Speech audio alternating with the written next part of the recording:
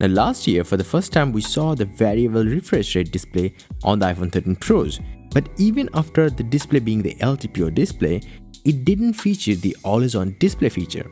Now, a few years back, almost all the smartphones used to come with a 60Hz refresh rate display.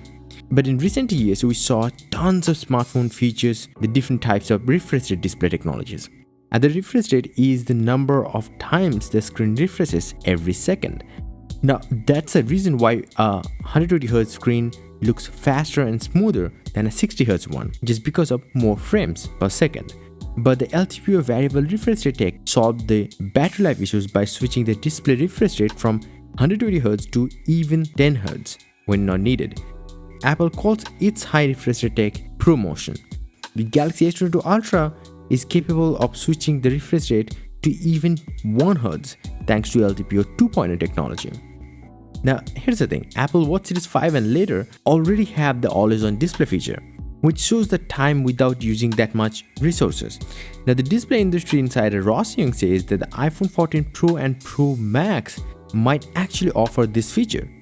Now, how it will look is unknown at this moment, but it might just show the date, time, and maybe a few notifications. That's it.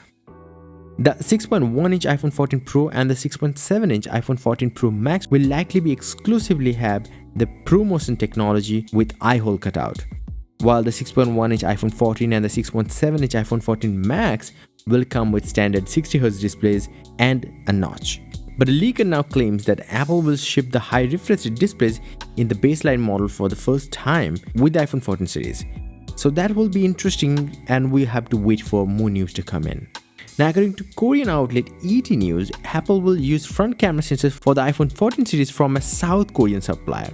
Now, Apple wasn't satisfied with the quality of the front cameras that was being offered by its usual Chinese camera suppliers, but these new camera sensors will cost 3 times more than the cost of the front cameras of the iPhone 13. So now you get what I mean? Yes, the price is gonna go higher. The LG Innotek already supplies the rear-facing cameras to Apple. Now they will also supply the front cameras. And they're not the only company doing it. The front camera orders will be split between LG Innotek and Japan's Sharp, which was already one of the main vendors.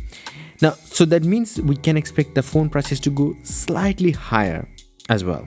So yeah, that's about it. Thank you for listening to me this long. I appreciate that. So finally, my latest Web 2 series wallpaper pack is here. It is by far my best creation. This pack has 12 different very high resolution wallpapers custom made for modern desktops, tablets and smartphones.